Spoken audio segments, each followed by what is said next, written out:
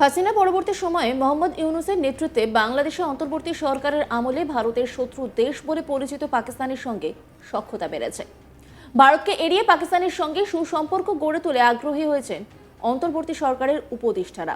1971 মুক্তিযুদ্ধে ভারতের অবদানকে ভুলে গিয়ে পাকিস্তানের সঙ্গে সখ্যতা গড়ে তোলায় বাংলাদেশের গায়ে জুটেছে বেইমানের তকমা। বাংলাদেশের এই পাকিস্তান প্রীতিকে মোটেই ভালো চোখে দেখেনি ভারতও। এ নিয়ে বাংলাদেশের পররাষ্ট্র উপদেষ্টাকে কড়া বার্তাও দিয়েছে ভারত বিদেশমন্ত্রী। অচিরেই বাংলাদেশ পাকিস্তান হয়ে যাবে এই মন্তব্যও শোনা যাচ্ছিল। এই পরিস্থিতিতে দাঁড়িয়ে এবার বাংলাদেশের অন্তর্বর্তী সরকারের প্রাক্তন উপদেষ্টা নাহিদ ইসলাম বললেন, বাংলাদেশের বুকে ভারত ও পাকিস্তানপন্থী রাজনীতির কোনো ঠাঁই নেই। নাহিদ বলেন, বাংলাদেশ ও দেশবাসীর স্বার্থকে সামনে রেখেই আমরা কাজ করব। এদিন নাহিদ বলছেন, আমরা সামনের কথা বলতে চাই, ইতিহাস পেরিয়ে সম্ভাবনাময় বাংলাদেশের কথা জানতে চাই। বাংলাদেশকে কখনোই ভাগ করা যাবে না। প্রসঙ্গত শুক্রবার 28 ফেব্রুয়ারি বাংলাদেশের ঢাকার মানিক মিয়া অ্যাভিনিউয়ের মঞ্চে জাতীয় নাগরিক পার্টি বা ন্যাশনাল সিটিজেন্স পার্টির ঘোষণা করেন অন্তর্বর্তী সরকারের প্রাক্তন উপদেষ্টা নাহিদ ইসলাম। কিন্তু এভাবে পাকিস্তানের রাজনীতির কোনো ঠাঁই নেই বাংলাদেশে বলায় একটা জিনিস কিন্তু পরিষ্কার, তা হলো বাংলাদেশে পাকিস্তানের প্রভাব ক্রমশই বাড়ছে। পাকিস্তানের রাজনীতির প্রভাবও ক্রমশই প্রভাব বিস্তার করছে বাংলাদেশে। আর এই বিষয়টি আজ করেন সম্ভবত নিজের নতুন রাজনৈতিক দলের যাত্রা শুরুর দিনই হুঁশিয়ারি দিয়ে রাখলেন নাহিদ ইসলাম। এদিকে এদিন নতুন দল ঘোষণা করে নাহিদ বলেন, বাংলাদেশকে আর বিভাজিত করা যাবে না।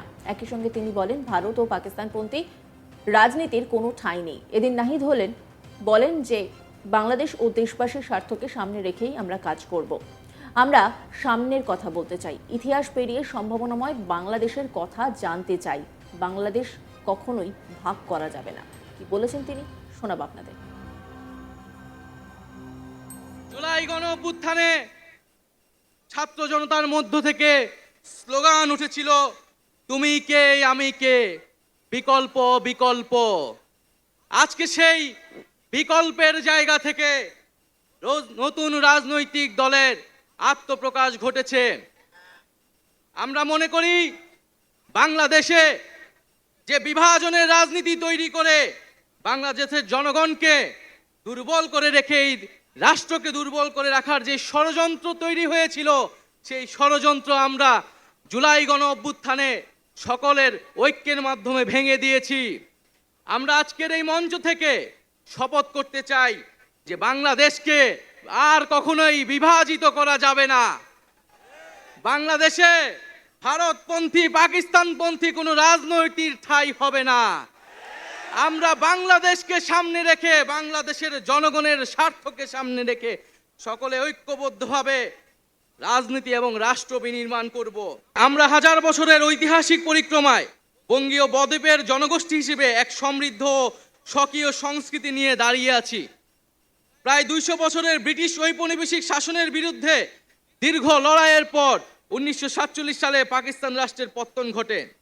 তবে শোষণ ও বৈষম্য থেকে এই দেশের গণমানুষের মুক্তি মেলেনি তখনও।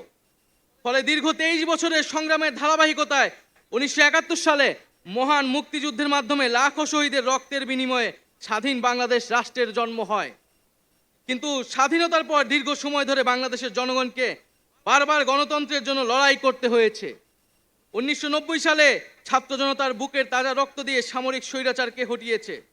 তথাপি স্বাধীনতার 5 দশক পেরিয়েও আমরা গণতন্ত্র, সাম্য, মানবিক মর্যাদা ও সামাজিক ন্যায় বিচার নিশ্চিত করে এমন একটি রাজনৈতিক বন্দোবস্ত তৈরি করতে পারিনি। বরং বিগত 15 বছর দেশে একটি নিষ্ঠুর ফ্যাসিবাদী শাসন ব্যবস্থা কায়েম হয়েছিল, যেখানে রাষ্ট্রীয় প্রতিষ্ঠানগুলোকে ক্ষমতাসীন দলের স্বার্থে বেপরোয়া ব্যবহার করে গণতন্ত্রকে ধ্বংস করা হয়েছে। বিরোধী মতের কণ্ঠরোধ, গুম, বিচার বহির্ভূত হত্যাকাণ্ড, সর্বগ্রাসী দুর্নীতি ও অর্থ পাচারকে একটি রাষ্ট্রীয় সংস্কৃতিতে পরিণত করা হয়েছিল। জুলাই 2024-এ ছাত্র জনতা বিপুল আত্মত্যাগের মাধ্যমে এক অভূতপূর্ব গণ অভ্যুত্থানের মধ্য দিয়ে দীর্ঘ 1.5 দশক ধরে জেঁকে বসা ফ্যাসিবাদী সরকারের পতন ঘটিয়েছে। কিন্তু আমাদেরকে স্মরণ রাখতে হবে, হাজারো শহীদদের আত্মত্যাগের বিনিময়ে অর্জিত এই নতুন স্বাধীনতা কেবল একটি সরকার পতন করে আরেকটি সরকার বসানোর জন্যই ঘটেনি। জনগণ বরং রাষ্ট্রে পৃষ্ঠে জেঁকে বসা ফ্যাসিবাদী ব্যবস্থা বিলোপের মাধ্যমে একটি নতুন রাজনৈতিক বন্দোবস্তের আকাঙ্ক্ষা থেকে এই অভ্যুত্থানে সাড়া দিয়েছিল যেন জনগণের অধিকার ভিত্তিক ও মর্যাদা ভিত্তিক একটি রাষ্ট্র পুনর্গঠিত হয়। সেই লক্ষ্য নিয়েই আমরা জাতীয় নাগরিক পার্টি এনসিপির প্রতিষ্ঠার ঘোষণা দিচ্ছি। এটি হবে একটি গণতান্ত্রিক, সমতা ভিত্তিক ও জনগণের প্রতিনিধিত্বকারী রাজনৈতিক দল। আমরা মনে করি জুলাই 2024 ছাত্র জনতার অভ্যুত্থান আমাদের সেকেন্ড রিপাবলিক প্রতিষ্ঠার লড়াই সূচনা করেছে। একটি গণতান্ত্রিক নতুন সংবিধান প্রণয়নের মাধ্যমে আমাদেরকে সাংবিধানিক স্বৈরতন্ত্র পুনঃপ্রতিষ্ঠার সকল সম্ভাবনার অবসান ঘটাতে হবে। আমাদের সেকেন্ড রিপাবলিক প্রতিষ্ঠার জন্য গণপরিষদ নির্বাচনের মাধ্যমে একটি নতুন সংবিধান প্রণয়ন আমাদের অন্যতম প্রাথমিক লক্ষ্য। আমাদের সেকেন্ড রিপাবলিকে জাতীয় স্বার্থ সুরক্ষায় শক্তিশালী প্রতিরক্ষা ব্যবস্থা গড়ে তোলা হবে।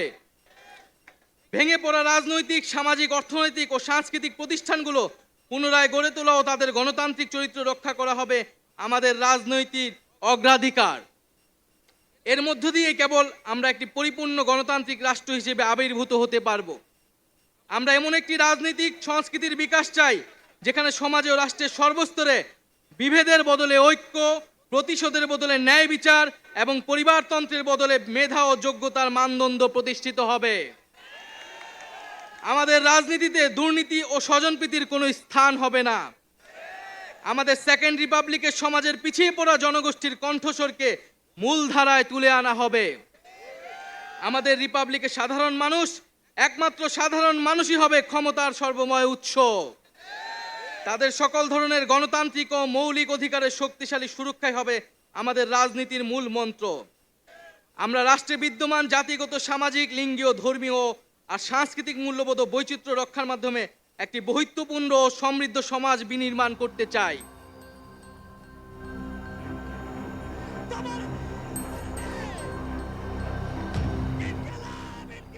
ইঙ্গিতটা মিলেছিল আগেই। নতুন দল গড়ে বাংলাদেশের আসন্ন সাধারণ নির্বাচনে অংশ নেবেন মোহাম্মদ ইউনূসের প্রাক্তন উপদেষ্টা মোহাম্মদ নাহিদ ইসলাম। আর তাই বাংলাদেশে অন্তর্বর্তী সরকারের উপদেষ্টার পদ ছেড়েছেন তিনি। সেই জল্পনাই বাস্তবে রূপ পেল। বাংলাদেশে অন্তর্বর্তী সরকারের প্রাক্তন উপদেষ্টা মোহাম্মদ নাহিদ ইসলামের হাত ধরেই সেদেশের আত্মপ্রকাশ করল আরও একটি নতুন রাজনৈতিক দল, যার নাম জাতীয় নাগরিক পার্টি বা ন্যাশনাল সিটিজেন্স পার্টি। শুক্রবার 28 ফেব্রুয়ারি বাংলাদেশের ঢাকার মানিক মিয়া অ্যাভিনিউয়ের মঞ্চে এই জাতীয় নাগরিক পার্টির পথ চলার কথা ঘোষণা করেন মোহাম্মদ নাহিদ ইসলাম। এই নতুন পার্টির ঘোষণার অনুষ্ঠানে প্রচুর মানুষ ভিড় করেছিলেন রাস্তায়। উঠছিল বাংলাদেশের জাতীয় পতাকাও, কিন্তু এরই মধ্যে উঠতে দেখা গেল ফিলিস্তিনেরও পতাকা।